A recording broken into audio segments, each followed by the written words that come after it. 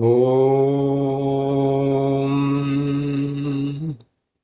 विश्वन्दर्पणदृश्यमाननगरी तुल्यन्निजान्तर्गतम् पश्यन्नात्मनि मायया बहिर्वोद्भूतं यथा निद्रया यः साक्षात् कुरुते प्रबोधसमये स्वात्मानमेवाद्वयम् तस्मै श्रीगुरुमूर्तये नम इदं श्रीदक्षिणामूर्तये। नारायणं पद्मभुवं वसिष्ठं शक्तिं च तत्पुत्रपराशरं च व्यासं शुकं गौडपदं महान्तं गोविन्दयोगीन्द्रमथास्य शिष्यं श्रीशङ्कराचार्यमथास्य पद्मपादं च हस्तामलकं च शिष्यं तन्तोटकं वार्तिककारमन्यान् अस्मद्गुरून् सन्ततमानतोऽस्मि। श्रुतिस्मृतिपुराणानाम् आलयं करुणालयं नमामि भगवत्पादं शङ्करं लोकशङ्करं शङ्करं शङ्कराचार्यं केशवं बादरायणं सूत्रभाष्यकृतौ वन्दे भगवन्तौ पुनः पुनः।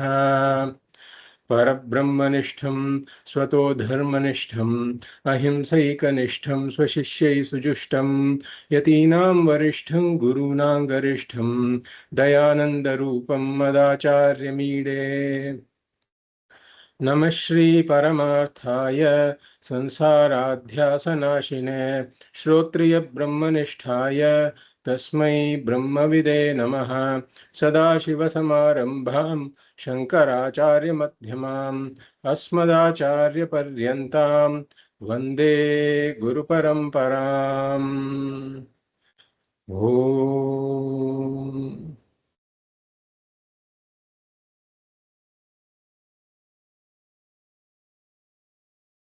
पार्थाय प्रतिबोधितां भगवता नारायणेन स्वयं व्यासेन ग्रथितां पुराणमुनिना मध्ये महाभारतम् अद्वैतामृतवर्षिणीं भगवतीम् अष्टादशाध्यायिनीम् अम्ब त्वामनुसन्दधामि भगवद्गीते भवद्वेषिणीम्।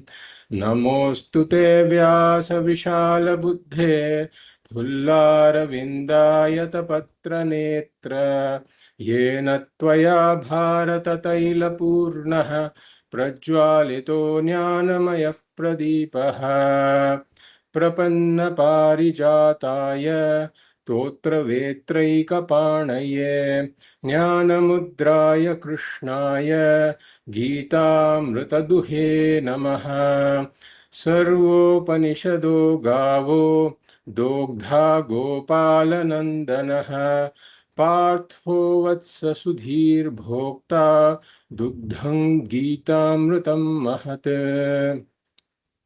वसुदेवसुतं देवं कंसचाणूरमर्दनं देवकी परमानन्दं कृष्णं वन्दे जगद्गुरुं। भीष्मद्रोणतटा जयद्रथजला गान्धारनीलोत्पला शल्यग्राहवती कृपेण वहनी कर्णेन वेलाकुला।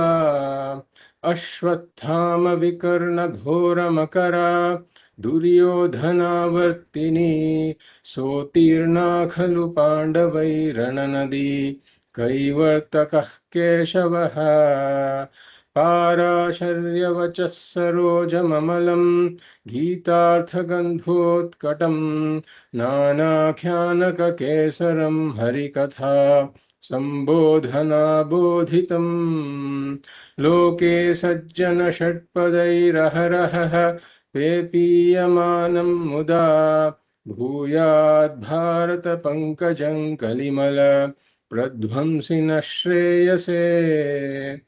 मूकं करोति वाचालं पंगुं लङ्घयते गिरिं यत्कृपातमहं वन्दे परमानन्दमाधवम्।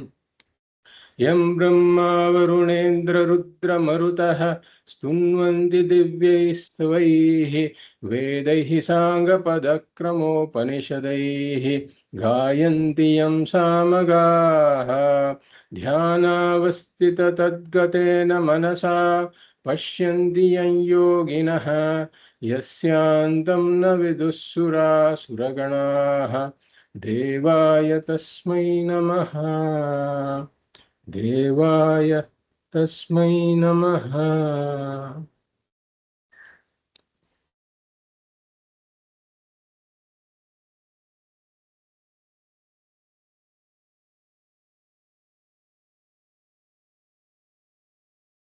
I welcome you all to the 25th class of our Bhagavad Gita study. We will read the 51st verse of the second chapter that we completed in the last class. Karmajam buddhi yukta hi Karmajam buddhi yukta hi phalam tyaktva manishinaha phalam tyaktva manishinaha janma bandha vinirmuktaha janma bandha vinirmuktaha padam gacchantyanāmayam. padam gacchantyanāmayam.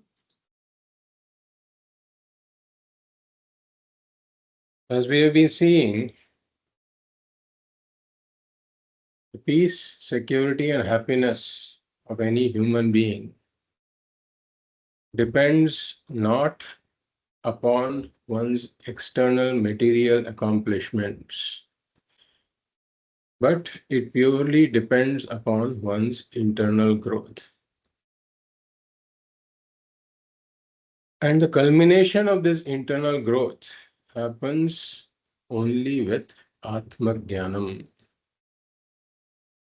Because with Atma Jnanam, I know that I am of the nature of Atma, that is Brahman, which belongs to a higher order of reality, and therefore it is utterly unaffected by any event that may take place in the material body-mind or in the material world, both of which belong to a lower order of reality.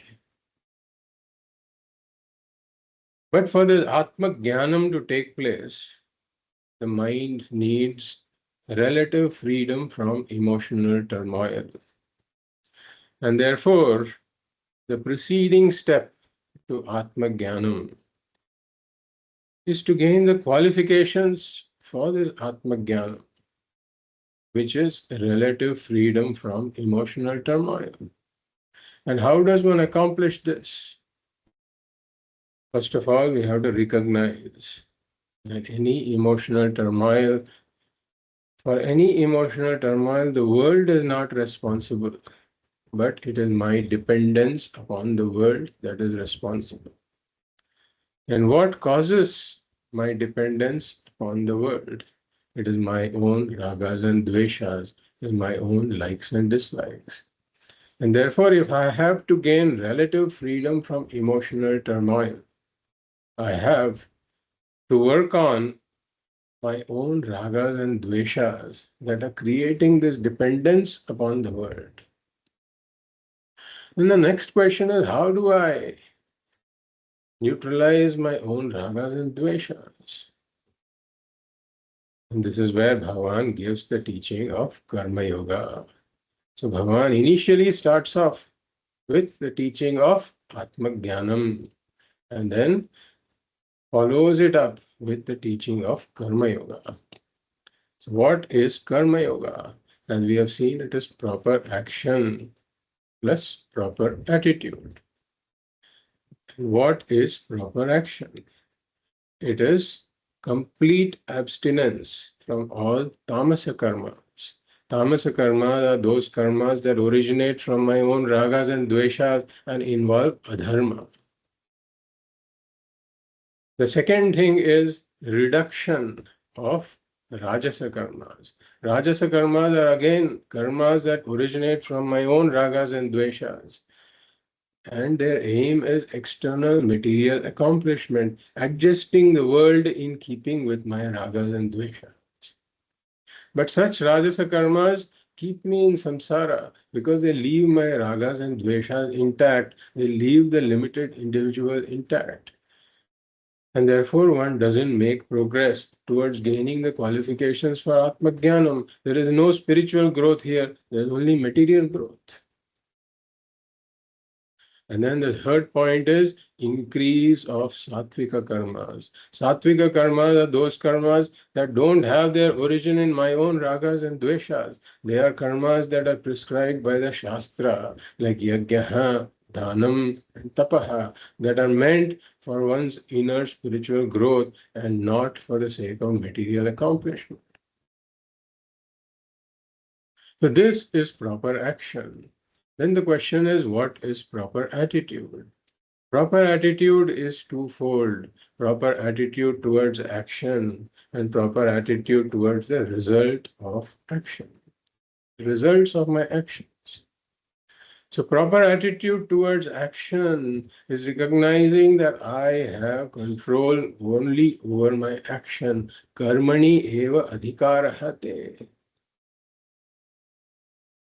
And proper attitude towards the results of actions is recognizing that I don't have any control over the results of my actions. Ma phaleshu kadachana. Because the results of my actions are determined by various factors. And I have limited knowledge and limited power. I don't even know all the factors that are involved in the production of the results of my actions. And having limited power, I cannot even control the factors that are known to me.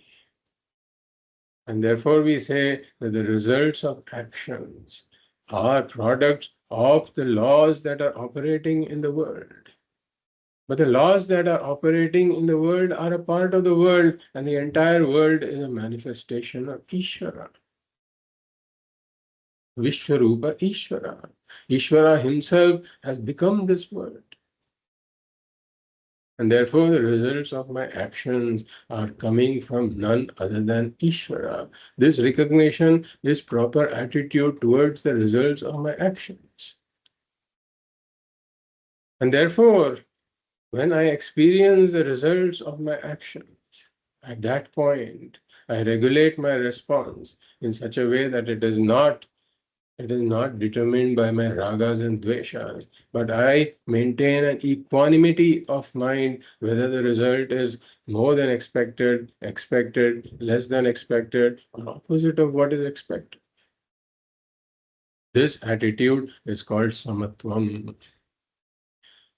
I view the results of actions as coming from Ishvara, and therefore they are Ishvara Prasada. This is Prasada Buddhi, proper attitude towards results of my actions. So now, having seen this, Bhagavan says, Durena Hyevaram Karma, Buddhi Yogat Dhananjaya, Buddhau Sharanam Kripanaha Phala Hetavaha, in verse number 49 that we saw in the last class. So Bhagavan says that this karma that is done for the sake of material accomplishments, for the sake of lokajaya, is far inferior to karma yoga, in which the karmas are done not for the sake of lokajaya, but for the sake of manojaya. And Bhagavan says, Buddhau Sharanam Anvichya, meaning take shelter in the mind of a karma yogi, become a karma yogi, and then take shelter in your own mind, which has samatvam, relative freedom from emotional turmoil. Or in other words, the karma yogi, through the practice of karma yoga, gains a certain maturity of mind.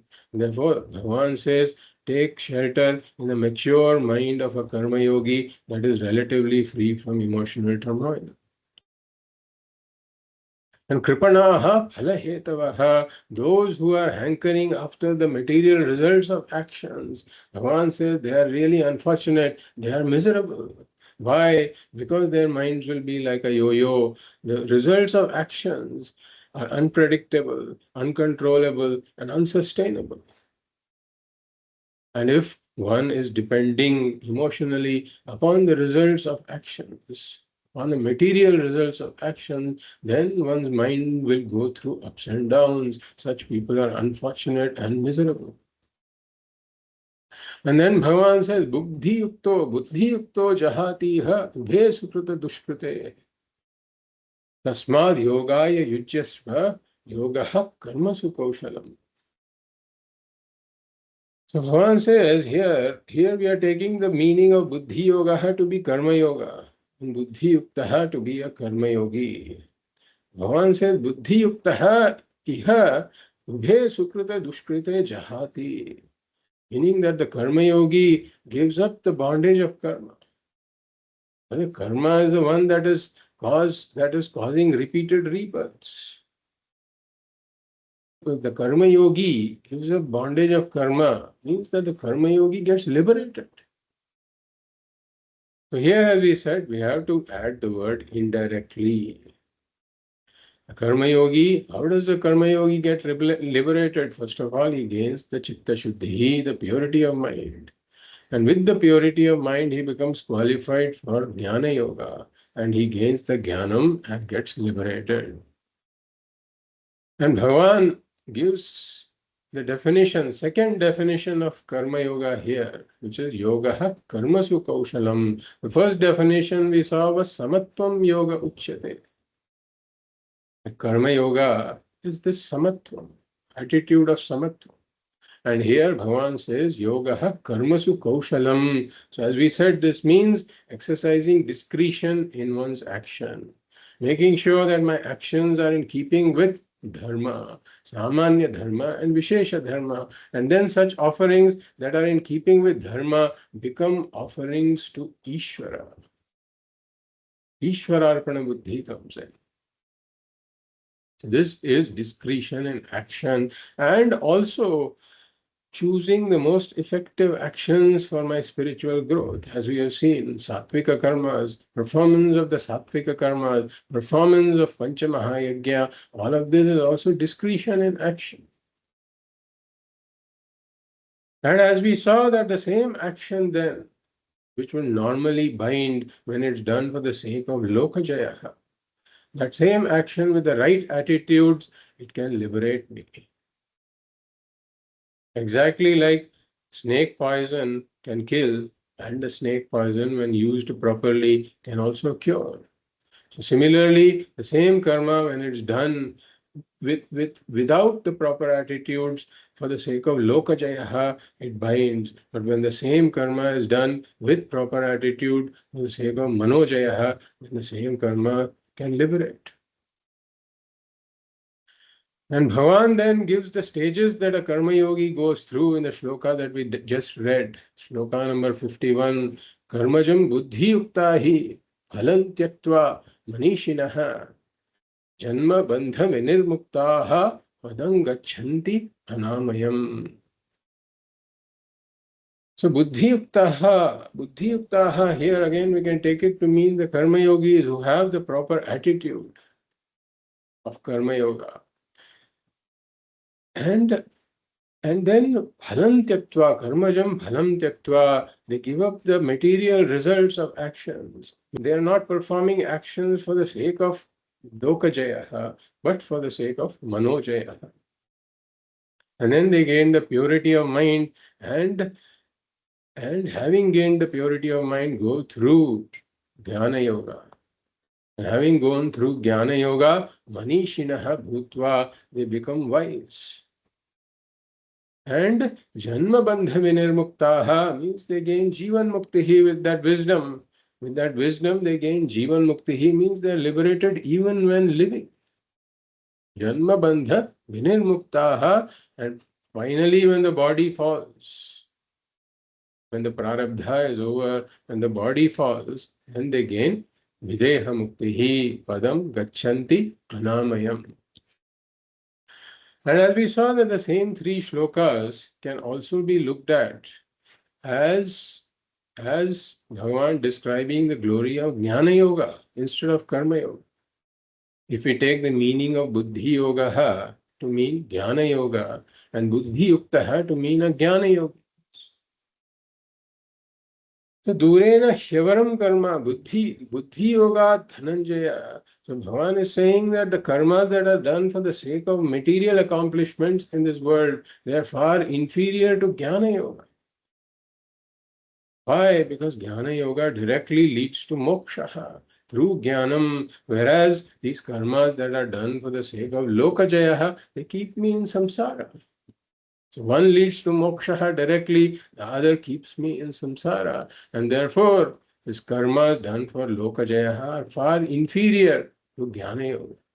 And Buddhau Sharanam can be taken to mean take shelter in the mind of the Jnana Yogi who eventually gains this Jnanam. Because with the Jnanam, he knows that I am of the nature of peace, security, and happiness. I cannot be shaken by anything that happens in this material body, mind, or the material world. So if Karma Yoga, like we said, is like this small shelter, if there is heavy rainfall, and if the mind of a Karma Yogi gives freedom, relative freedom from emotional turmoil. So we can think about it like a sunshade, where one comes out of the rain and gets some shelter there. But the mind of a Jnana Yogi is like one who is wearing a raincoat and he goes out into the rain. And no matter what happens, he cannot get wet at all. And therefore, Buddhau Sharanam Anvichya. Buddhi Yukto Jahati Ha Ubhe Sukrita Dushkrite Jnana Yogi gives up the bondage of karma. How? Through the rise of Jnanam. He knows that Moksha is my very nature. As we said, it's like awakening from a dream. When one awakens from the dream, then one cannot be arrested for some karmas that were done in the dream. So the Jnani awakens from this dreamlike existence where one sees oneself as this deficient, limited being roaming around in the separate world. And the Jnani knows that I am akarta abhokta. As the Atma, I am akarta abhokta. I never do anything, nor do I experience the results of any actions. And therefore, buddhi yukto jahati iha ubhe sukrita dushkrite. And karmajam buddhi yukta hi phalam tyaktva manishina. So here also, phalam tyaktva. The Jnana Yogi again, because he gains Jnanam, once he gains Jnanam, he discovers his own Purnatva, that I am full, I am limitless, I am complete, I am Purnaha, and therefore there is no hankering. Spontaneously, there is no hankering after the material results of his actions. And Janma Bandha Vinirmuktaha, and this Jnana Yogi also eventually through Jnanam gains Moksha, Jivan Muktihi, and eventually Videha Muktihi. So now in the next verse, Bhagavan gives the phalam of Karma Yoga. And the phalam of Karma Yoga is that it gives me Jnana Yogyata Praptihi. It makes me ready, prepared for Jnana Yoga. And the verse that follows, that is verse number 53, that follows the verse number 52, there Bhagavan gives the phalam of Jnana Yoga, that it brings me to Jnanam and Moksha. So you read verse number 52. Yada te moha kalilam यदा ते मोहकलिलम् buddhirvyatitarishyati बुद्धिर्व्यतितरिष्यति Tada gantasi nirvedam. Tada gantasi nirvedam. Shrotavyasya shrutasya cha. Shrotavyasya shrutasya cha. So we do the padachhedaha here. Yada te moha buddhihi व्यतितरिष्यति बुद्धिः व्यतितरिष्यति तदा गन्तासि निर्वेदं श्रोतव्यस्य श्रुतस्य च. So Bhagavan says yada vyatitarishyati. So the first word of the first line and the last word of the first line. Yada vyatitarishyati, meaning when it crosses over. When it crosses over. So the question is, when what crosses over?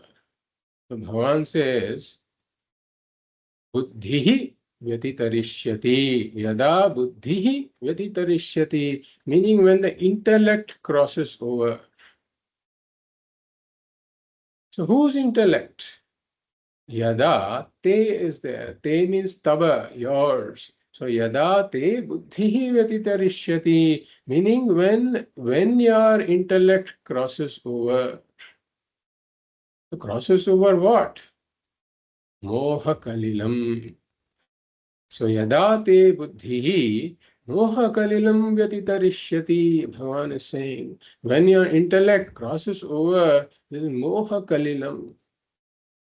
What does moha kalilam mean? So moha means non-discrimination, avivekaha. Avivekaha or non-discrimination. So whenever we talk about vivekaha or avivekaha, the question is between what and what is there non-discrimination? There should always be two things involved in discrimination or even in non-discrimination. So Bhagavan implies nitya nitya vastu vivekaha. Nitya nitya vastu avivekaha here, meaning that moha kalilam, moha means nitya nitya vastu avivekaha, meaning the non-discrimination between what is temporary, what is fleeting, impermanent versus what is eternal, what is permanent. One is not able to distinguish between these.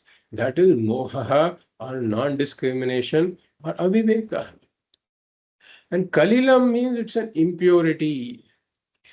Kalilam means the impurity. So moha kalilam means the impurity of non-discrimination between what is permanent and what is impermanent. So why is this an impurity? Because when I am not able to distinguish between what is permanent and what is impermanent, then because of my ragas and dveshas, I run towards that which is impermanent. It impels me because of the non-discrimination, because I am not able to discriminate. It makes me run towards the anitya vastu. It makes me run towards the pursuits of artha and kamaha. And if at all I engage in dharma, it is also for the sake of artha and kamaha. All of this is anityaha, anitya karma phalam. It produces only anitya karma phalam. So the mind becomes engaged in all kinds of worldly pursuits because of this impurity of non-discrimination. It engages in all kinds of pursuits except the pursuit of the nitya vastuhu, except the pursuit of the permanent. Why? Because there is no discrimination. So it causes a delusion in terms of priorities in life. One spends one whole life going after the anitya vastu, going after the materialistic pursuits, thinking that these materialistic accomplishments can give me this peace, security, and happiness. So Bhagavan says, Yada te buddhihi, Yada te buddhihi, moha kalilam vyatitarishyati. Meaning that when your intellect crosses over this impurity of non-discrimination, or alternatively, we can put it in simpler language, that when your intellect gains this discrimination or viveka. So crossing over aviveka is nothing but gaining of viveka. So Bhagavan says, when your intellect gains this viveka, then Bhagavan says, tada gantasi. Tada gantasi. Then Bhagavan says, you shall gain. Tada gantasi is there in the third quarter. So tada gantasi means then you shall gain. You shall gain what? Bhagavan says nirvedam. Tada nirvedam gantasi. Nirvedam means vairagyam. Once one gains this vivekaha, one gains vairagyam. And vairagyam towards what? Bhagavan says shrotavyasya shrutasya cha. Towards the various means and ends that one has heard of, which is shrutasya. Towards the various means and ends that one has heard of, and shrotavyasya, meaning towards the various means and ends that are yet to be heard. So yadate buddhihi moha kalilam vyatitarishyati. So when your intellect is no longer under the spell of this avivekaha, which means that when the intellect has gained this vivekaha, what happens? One begins to see the doshas, the three doshas of all these material pursuits. And once in a while we have to remind ourselves as to what the three doshas are. It is dukkha mishritatvam. That every material pursuit is accompanied by, is mixed with dukkha, meaning sorrow and struggle. There is struggle in the acquisition, there is struggle in maintenance, and finally there is sorrow when the anitya vastu comes to an end. It may be a person, it may be a situation, it may be an object, or it may be a relationship. So dukkha mishritatvam, atriptikaratvam, it leaves me unfulfilled. Why? Because it is dukkha, it's mixed with dukkha. And bandhakatvam, it makes me more and more dependent upon the world.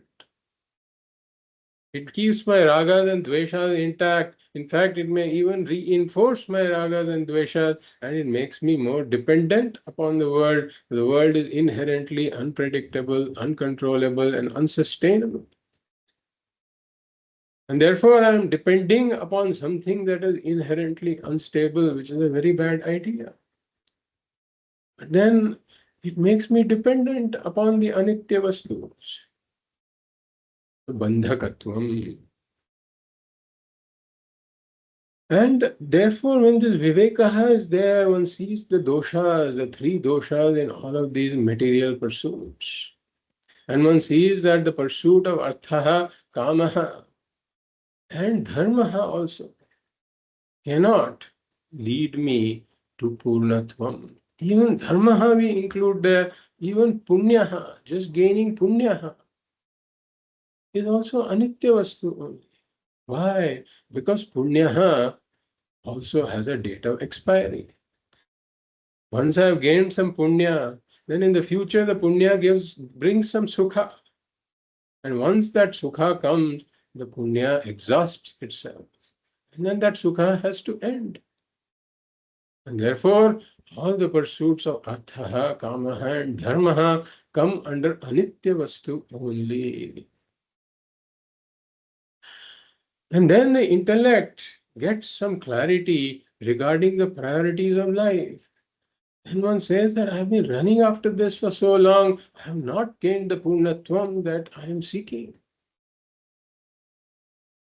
And therefore, I should be seeking the nitya vastu and not the anitya vastu. I should be seeking moksha, I should be seeking Brahman. So this understanding dawns on the person. And every other accomplishment will only bring more and more anitya vastus in my life, which is going to keep me in samsara. And therefore, the pursuit of moksha, the pursuit of Brahman, the pursuit of nitya vastu becomes a priority. So this is the vivekaha, is what Bhagavan means by when Bhagavan says, yada te buddhihi moha kalilam vyatitarishyati. Then Bhagavan says, tada shrotavyasya shrutasya cha nirvedam gantasi. Tada gantasi nirvedam shrotavyasya shrutasya cha. So a consequence of this vivekaha is vairagyam. Vairagyam is always preceded by vivekaha. Without vivekaha, there cannot be vairagyam. And therefore we say that this discrimination leads to dispassion. Vivekaha leads to vairagyam. So when I see the anitya vastu, when I see the anitya vastu as anitya, then I drop my clinging to, my dependence on, my longing for the anitya vastu. That is what is called vairagya. So viveka is understanding that this is anitya and it cannot lead me to the purnatvam that I am seeking. That is viveka. Vairagyam is having understood this, no longer clinging to, no longer pursuing all this with commitment,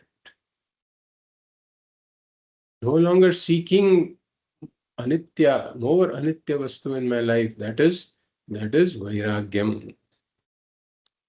So Bhagavan says, shrotavyasya shrutasya cha. So here, shrotavyasya shrutasya cha can be taken to mean the entire karma kanda also. Because the purpose of the entire karma kanda, the purpose of the entire Veda Purva is the accomplishment of the first three Purusharthas of Artha, Kama and Dharma. So all the means and ends that are talked about in the Veda Purva, they are all dealing with the accomplishment of Artha, Kama and Dharma. And therefore, Shrotavyasya Shrutasya cha, if we take this, then Shrutasya or Shrutam refers to the means and ends from the karma kanda that I have already heard of. There are various homas and yagas and karmas that one can do to accomplish various ends in this world. Those are the ones that I've heard of. So those come under Shrutasya cha. Whereas Shrotavyasya means there are several means and ends. Because the karma kanda is so vast, there are several means and ends that I may not have heard of. And I may hear of it in the future. So Shrotavyasya Shrutasya cha refers to the entire karma kanda.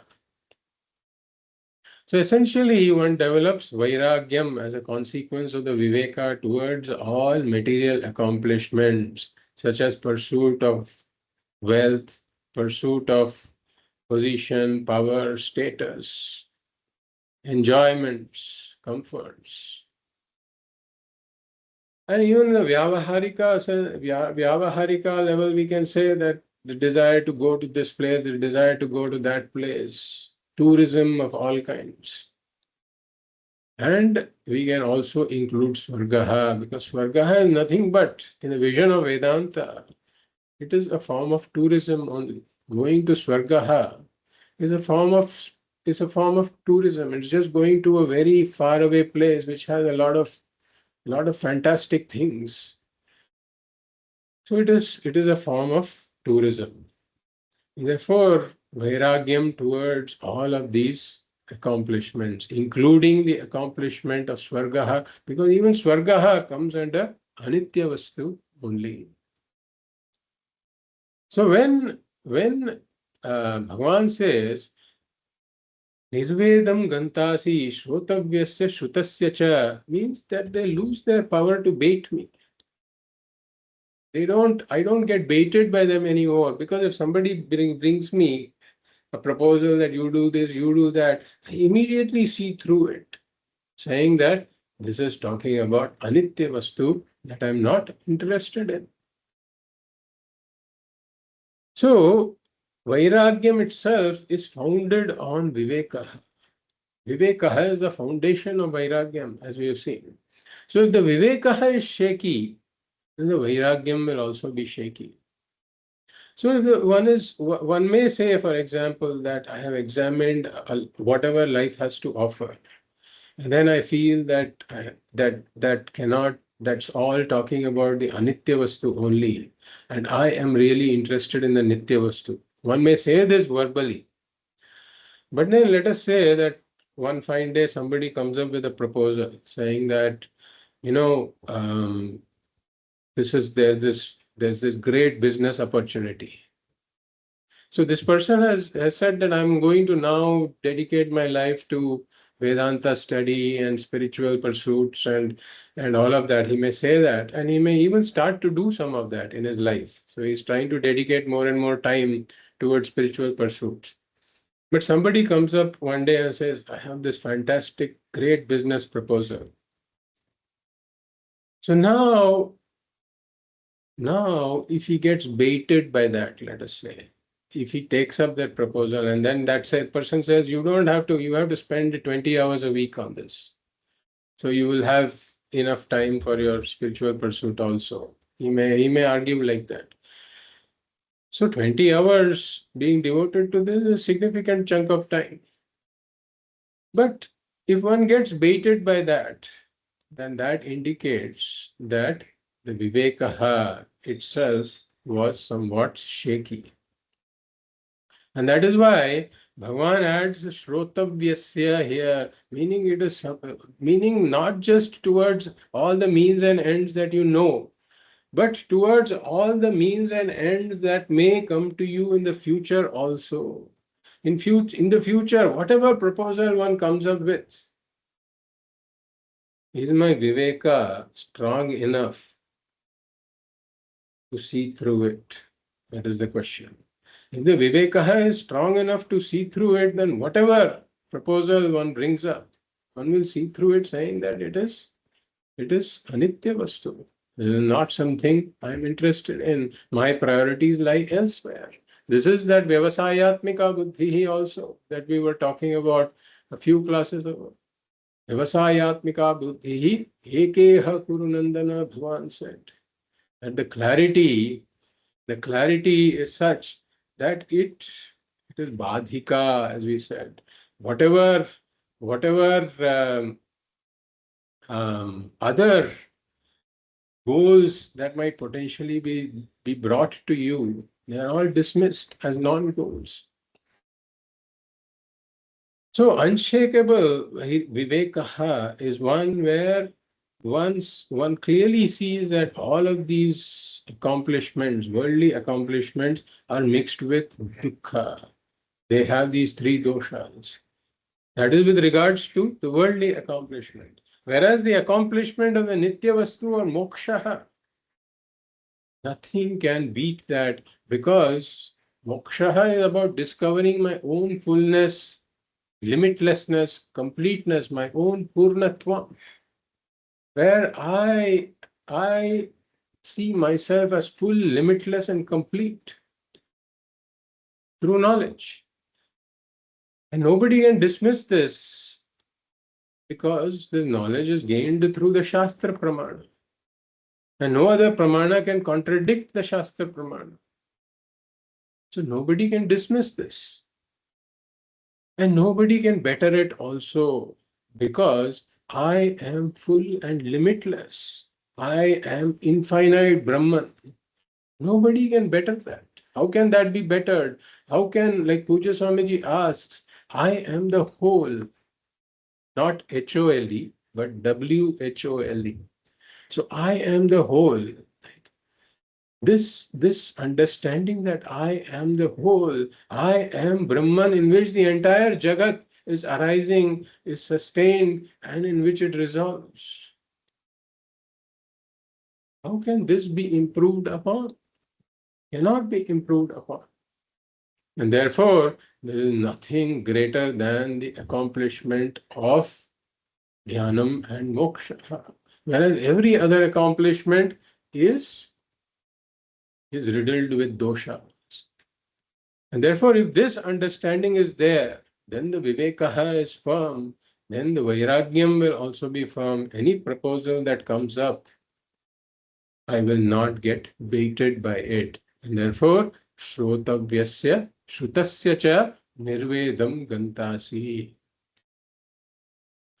So essentially, this shloka gives the phalam of Karma Yoga. So yada te buddhihi moha kalilam vyatitarishyati is gaining of vivekaha, nitya nitya vastu vivekaha. So we remember our favorite shloka, pariksha lokan karmachitan brahmanaha nirvedam ayat. So pariksha lokan karmachitan refers to examining all the experiences of life and then seeing that they are riddled with these doshas. In the field of artha, kamaha, and dharmaha, all of my accomplishments that are gained through karma, pariksha lokan karmachitan, having examined all of these experiences that are gained through karma in the fields of artha, kamaha, and dharmaha, understanding that they are all riddled with dosha, seeing this clearly, is this yada te buddhihi moha kalilam vyatitarishyati. This is gaining of vivekaha, pariksha lokan karmachitan. And Bhagavan says, tada shrotavyasya shrutasya cha nirvedam gantasi. Here, this is brahmanaha nirvedam aya. This is gaining of the dispassion, gaining of the vairagyam that follows this viveka. Once I see the anityaha as anityaha and riddled with doshas, then I stop my clinging to the anitya, which is the vairagyam. So in short, the phalam of karma yoga is that the candidate gains vivekaha and vairagyam. Or in Tattvabodha language, we can say he gains sadhana chatushtaya sampattihi. And then karma kanda, the Veda Purva, for such a person who has come to this point, karma kanda or Veda Purva becomes irrelevant. It has done its job. By giving me the qualifications, the Veda Purva, the first part of the Veda, the ritualistic part of the Veda has done its job. And now one has to come to the Jnana Kanda of the Veda or Vedanta. So this Bhagavan talks about in the next verse, which is the phalam of Jnana Yoga. We will read that. Shruti vipratipanna te श्रुति विप्रतिपन्ना ते यदा स्थास्यति निश्चला यदा स्थास्यति निश्चला समाधावचला बुद्धिः समाधावचला बुद्धिः तदा योगम् अवाप्स्यसि. तदा योगम् अवाप्स्यसि. You do the padacheda here. Shruti vipratipanna te yada sthasyati nischala samadhau achala. So samadha vachala is there. That becomes samadhau achala. Buddhihi tada. Buddhihi tada. Yogam avapsyasi. Yogam avapsyasi. So Bhagavan says, Yada sthasyati. If you look in the middle of the first line, you'll see Yada sthasyati. So Yada means when, and sthasyati means it will abide. When it will abide, Yada sthasyati. When it will abide. So when what will abide? So Bhagavan says in the second line, Buddhihi is there. Samadhavachala buddhihi. So when the mind when the mind will abide, yada buddhihi sthasyati, when the mind will abide. And whose mind? Bhagavan says, Shruti vipratipanna te. So yada te buddhihi sthasyati, when your mind will abide. And what kind of mind is Bhagavan talking about? He says Shruti vipratipanna. So Shruti vipratipanna. So Shruti refers to the Veda, and vipratipanna means confused. So a mind that is confused because it has misunderstood the purpose of the Veda. That is what we mean by Shruti vipratipanna. Because the bulk of the karma kanda, as we have seen, talks about kamya karmas, or karmas for the sake of material accomplishments, and also parihara karmas. Again, karmas to be done when there is some difficulty, prayaschitta karmas, etc. When there is some difficulty, then one does some karmas to get oneself out of that difficult situation by trying to neutralize the past papas. So again, the aim there is material accomplishment. So the bulk of the karma kanda talks about such karmas, or in short, it talks about rajasa karmas. And then a mind that thinks that engaging in these is the purpose of the Veda, is constantly engaging in some homa or the other, or going from one temple to the other, doing some special prayers, or going from some astrologer to the other for the sake of some parihara karmas, etc. So such a mind is scattered and confused. It's all over the place, spreading itself too thin amongst all of these rajasa karmas for the sake of material accomplishments. So such a mind is Shruti Vipratipanna. So Bhagavan says, when such a mind finally, when it abides. And how does it abide? Bhagavan says, Achala. Achala meaning firm and undisturbed by intellectual problems. By intellectual problems, we mean doubts, essentially. Doubts or samshaya. So when the mind abides with free from doubt, free from intellectual problems, free from doubt, free from samshaya is what achala means. Samadhau, achala is there in the third quarter. Samadhau, achala. So when the mind abides free from doubt, and then Bhagavan says, Nischala. In the end of the second quarter, we have Nischala. So Nischala means not disturbed by emotional problems. So this is all, Bhagavad Pada gives the meanings in the Bhashya of Achala and Nischala. Otherwise, they sound very similar. But based on Bhagavad Pada's commentary, this is the meaning that Bhagavad Pada has given. That Nishala refers to freedom from emotional problems. That is not disturbed by this emotional dependence upon the world. These dependence, habitual dependence related problems. Or in other words, viparyaya. So free from samshayaha is achala, and free from viparyaya is nishala. So when the mind abides, when such a mind that was scattered throughout that Veda Purva, when it finally abides, and abides means abides where, remains where. So Bhagavan says samadhu. So samadhu. So Bhagavad Pada again gives the meaning. So samadhu is a seventh vibhakti, saptami vibhakti of the word samadhi. It is the seventh case or the locative case, meaning abide in samadhi. So Bhagavad Pada again gives the meaning of samadhi here, meaning that here the samadhi is not a state of mind like nirvikalpaka samadhi or something like that, but it means the atma. So here the word samadhi means atma. So when the mind that was Shruti Vipratipanna, scattered and confused about the purpose of the Veda, finally when it abides without doubt and without these emotional dependence related problems, free from intellectual problems, when it abides in Atma, then tada avapsyasi, Bhagavan says.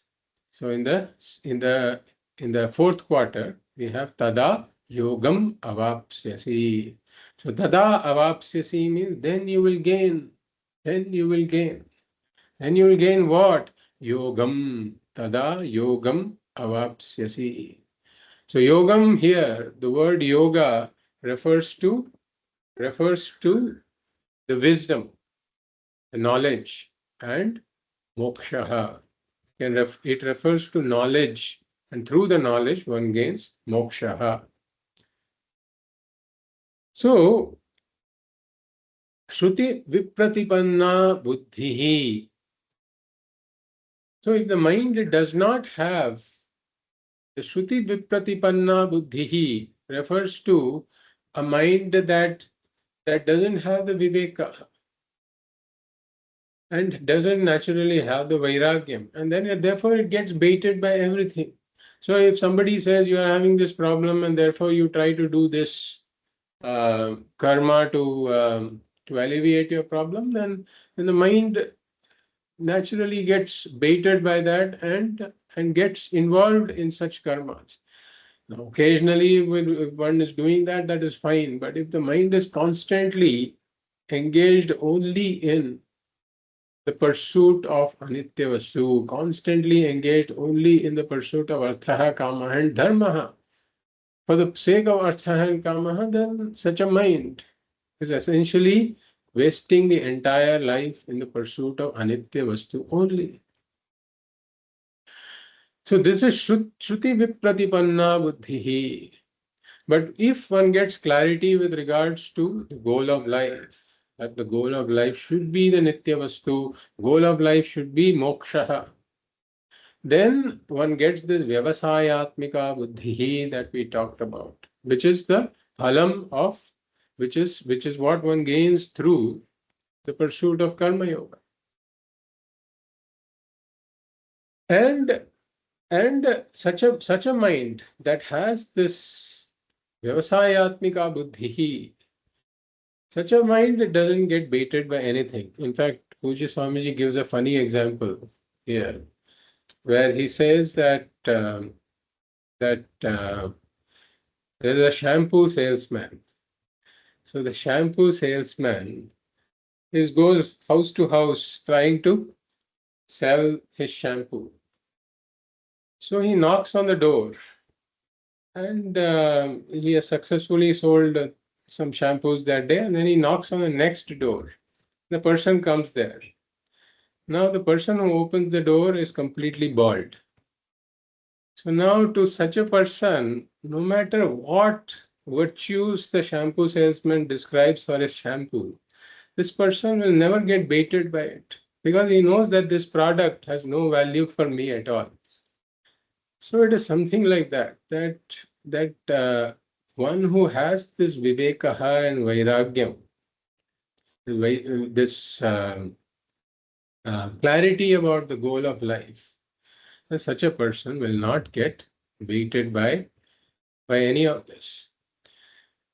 And therefore, achala nischala, his mind, such a mind, then abides in the Atma, free of doubt and these habitual dependence related problems. And tada yogam avapsyasi, meaning he gains this wisdom born of inquiry, with which he sees that moksha is not something that I have to even gain, because moksha is my very nature. So how does he gain this then? Tada yogam avapsyasi. Bhagavan just says tada yogam avapsyasi. He gains this wisdom. But Bhagavan doesn't say how, and therefore we have to fill in the blanks. That he gains this wisdom through Shravanam Mananam, and Nididhyasanam. So through Shravanam, there is removal of the ignorance. The Atma Ajnanam is removed through Shravanam. And any doubts there are removed through Mananam. And therefore, Bhagavan here talked about Achala and Nischala. So Achala refers to the removal of doubts.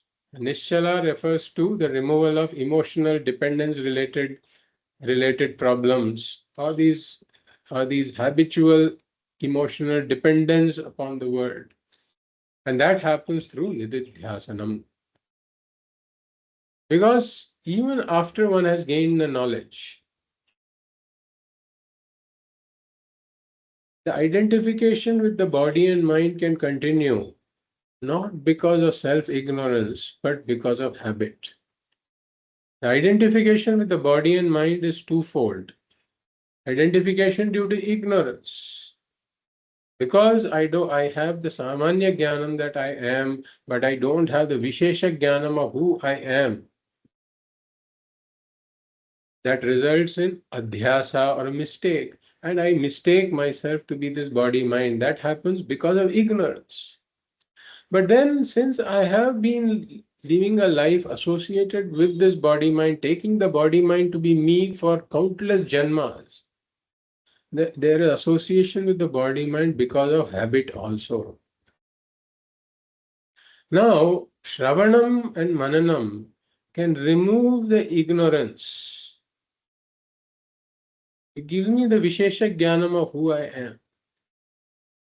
And therefore, it removes the ignorance-based identification with the body and mind. But the habit-based identification with the body-mind can continue even after Shravanam and Mananam have been done and even after the Jnanam has risen. The habit-based identification with the body-mind can continue. So habitually, I can take myself to be deficient and wanting. And habitually, I can depend upon the world. And therefore, I have to repeatedly dwell upon what I have learned through Shravanam and Mananam. I have to repeatedly invoke the knowledge. I have to soak my mind in the brine of Vedantic teaching, like a pickle soaks in brine. Then the brine will percolate every part of the pickle. So similarly, my subconscious mind, if I repeatedly dwell on this teaching, the subconscious mind will also become imbued with this knowledge. So that takes care of the habitual dependence, habitual thinking patterns.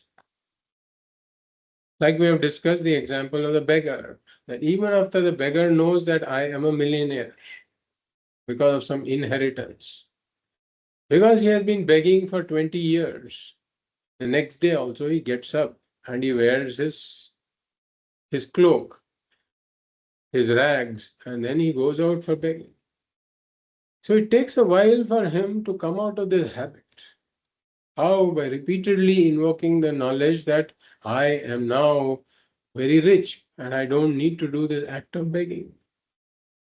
So similarly, even after Shravanam and Mananam, the person has to engage in Nididhyasanam to overcome the past habitual thinking patterns. And this is how the mind becomes free of these habitual dependence, etc. So with this particular verse, Bhagavan's teaching that started from the 11th verse, so verse 11 to 53, Bhagavan's teaching of the summary of the entire Bhagavad Gita is over.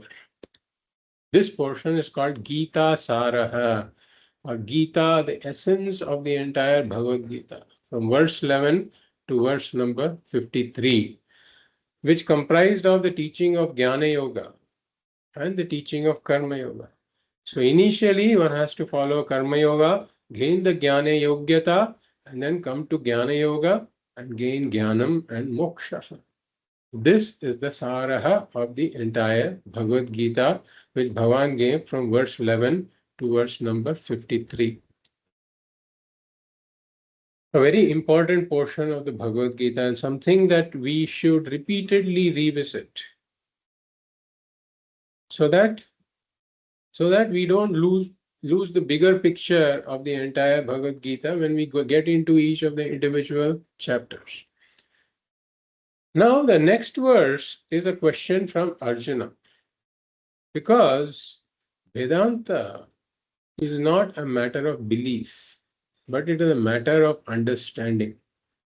And since it's a matter of understanding, if there are doubts regarding that, then the doubts have to be clarified through dialogue, through questions and answers. And therefore, Arjuna has a question here that, okay, you talked about Karma Yoga and Jnana Yoga. And Karma Yoga and Jnana Yoga involve a lot of commitment. There has to be commitment. It involves a lot of investment, commitment. So one has to, for example, take a certain path, like drop all the tamasa karmas, reduce the rajasa karmas, increase the sattvika karmas, adopt the attitudes of karma yoga. And then having gained jnana yogyata, one has to come to shravanam, mananam, nididhyasanam and gain the jnana. So it involves a lot of commitment. So what is the end? What is the end of this? Right. Arjuna is curious to understand this because he wants to see that what am I going to gain in the end? Is it really worth putting all this time and energy into it? And therefore, Arjuna is curious to know what are the characteristics of a jnani? Because you have talked about gaining jnanam.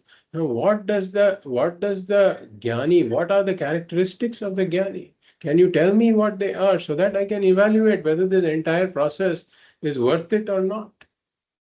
Therefore, Arjuna asks the question in the next verse that we shall read.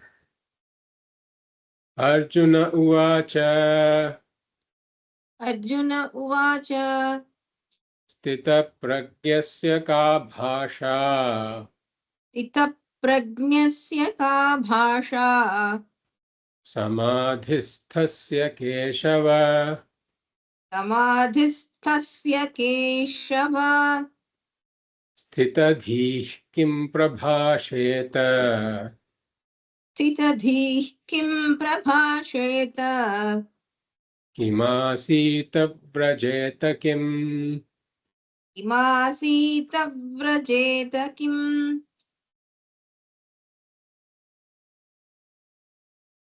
So if we do the Padachhedaha, Arjuna Vacha Sthitaprajnasya ka bhasha Samadhisthasya keshava Sthitadhihi kim prabhasheta kim asita vrajeta kim.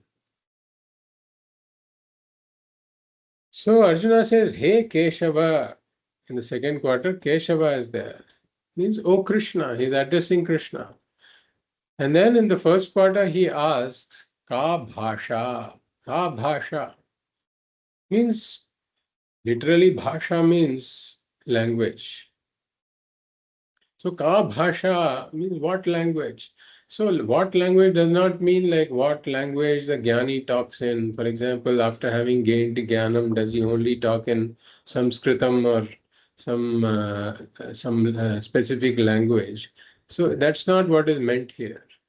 So here bhasha refers to, ka bhasha means what is the description? What is the description?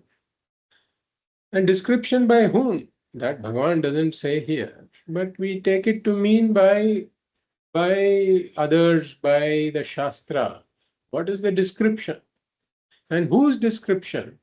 Sthitaprajnasya means of a sthitaprajnaha, of a jnana nishthaha, means one who has gained this jnanam and abides in this jnanam. So, jnana nishthaha is what it means. So here Bhagavan uses the special word called sthitaprajnaha. So sthita prajna yasya saha. Sthitaprajna yasya saha. So Sthita means steady or firm, and prajna means knowledge. So when Sthita and prajna come together in this samasa and refers to the person who has this Sthita and prajna, then in Pullingaha it becomes Sthitaprajna. It's a Bahuprihi samasaha. So one who has the knowledge that I am Brahman. Prajna means knowledge that I am Brahman. So Sthita Prajna means one who has the knowledge that I am Brahman. Aham Brahmasmi Jnana. And the knowledge is steady. That's why it is said to be Sthita. It is steady. Steady means it is free of all doubts, as we have seen. Achala. And free of all habitual thinking patterns, free of viparyaya, free of samshayaha is achala, and free of viparyaya is nischala. So that is why it is called steady. So through Shravanam and Mananam, one gains prajna. Through Shravanam and Mananam, one gains prajna or the knowledge that I am Brahman. That is free of doubt. And through Nididhyasanam, one gains the Sthita prajna. That is free of habitual thinking patterns also, habitual error also. So this is how one becomes a Sthita Prajna. So Arjuna asks, Sthita Prajnasya ka bhasha, meaning what is the description of this Sthita Prajna, of a Jnana Nishtha that is given by Shastra or by others? And again, whose description? Arjuna uses another term, samadhisthasya. Samadhisthasya. So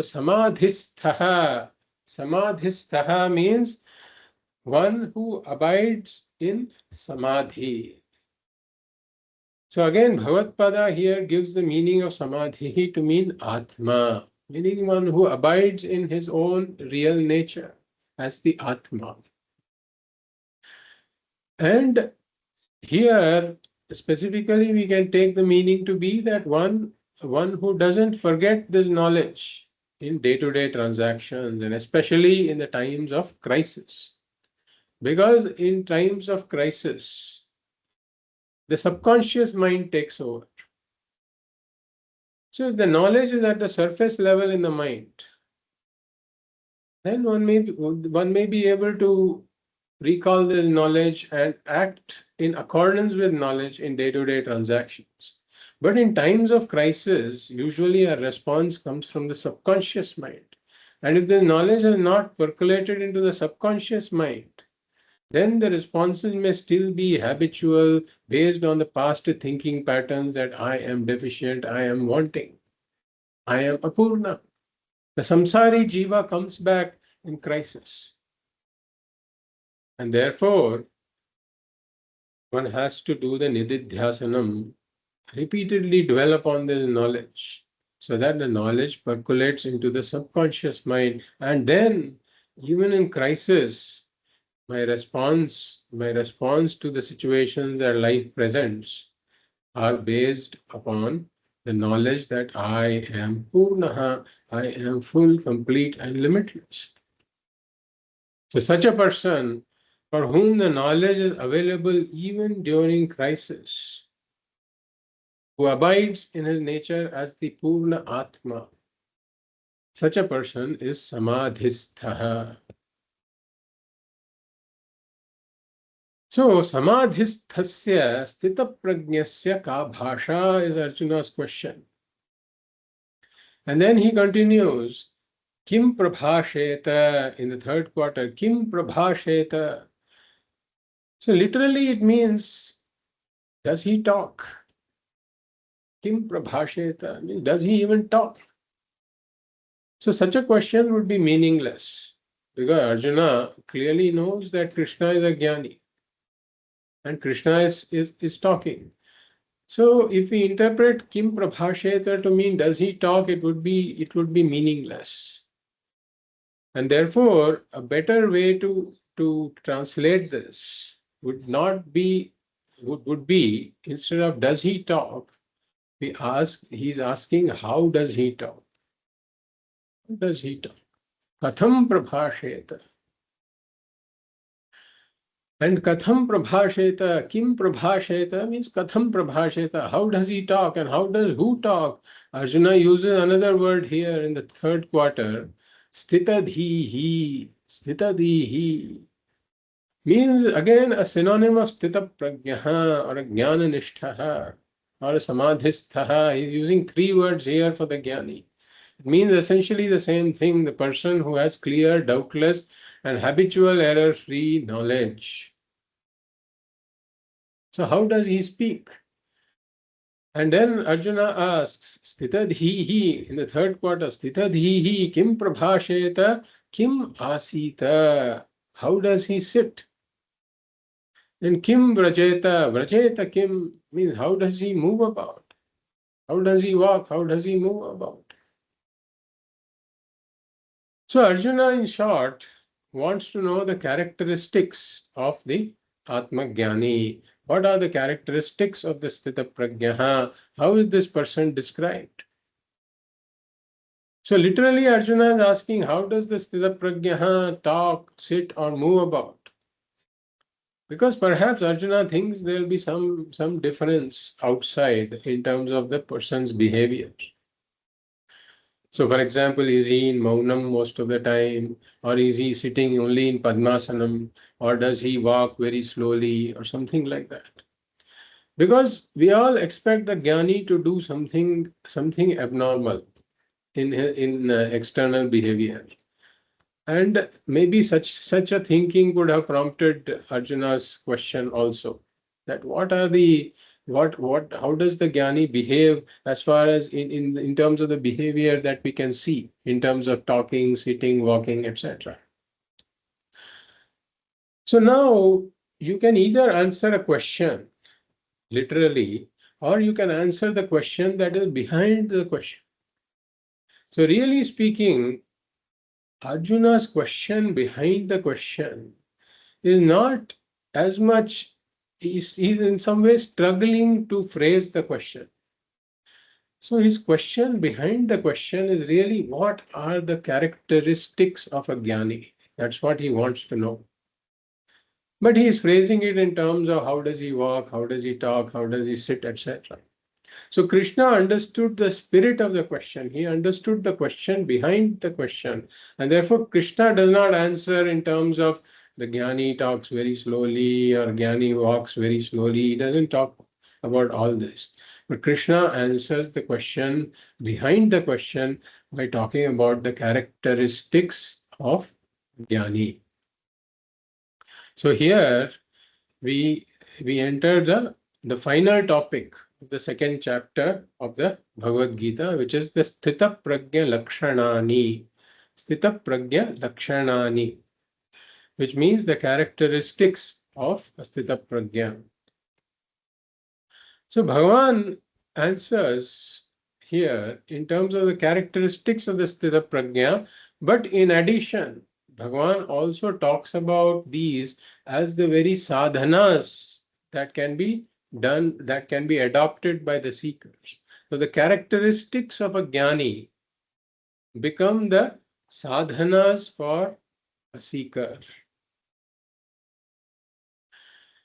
So Bhagavad uses a certain vakya here in his bhashya where he says Kritartha lakshanani yani tani eva sadhanani upadishyante. Kritartha lakshanani yani. So Kritartha means a sthita prajna. One who has accomplished that which needs to be accomplished. So Kritartha lakshanani yani tani eva sadhanani upadishyante. So the characteristics of a sthita prajna become the sadhanas for a mumukshu, a seeker of moksha. So the first benefit of studying this section is that we get to know the characteristics of a jnani, so that they become like goalposts, or they become like milestones, or they become like guideposts or signboards signboards of some sort that guide us in terms of what our sadhanas are. So they set an example to be followed by the seekers of knowledge, by the seekers of moksha. And therefore, the characteristics of the wise person, if one understands them and tries to emulate them, then they become the means for one to become the wise person. And therefore, they are virtues. If you look at it, they are virtues from the standpoint of the Sthitaprajna. From the standpoint of the Jnani, they can be called virtues. And they manifest spontaneously in the Jnani, naturally in a Jnani. But from the standpoint of the seeker, they become values or things that are worthy of emulation with effort. So from a seeker's point of view, there has to be effort in emulating them, effort in terms of practicing them. So these become values to be practiced. So the example is a bit like getting into a running train. So if there's a train that is moving it starts off with a certain slow speed. So if somebody has to get into the train, one has to run at the same speed of the train. So there's some effort involved in running at the same speed of the train. But once one has caught up with the speed of the train, then one makes a horizontal shift. And then one stops, even when one stops running, but one continues with that speed. Why? Because that is the natural speed of the train. So initially there is effort involved, but then once one gains the Jnanam, then they become spontaneous expressions of the Jnanam. The other example that we provide is that of physiotherapy. So when there is a limb that is unhealthy, for example, if one is not able to move the limb at all, then the physiotherapist comes in, and what does he make this person do? He makes the limb emulate the actions of a healthy limb. So initially there is effort involved. Even to move his hand like this, he does it with a lot of struggle.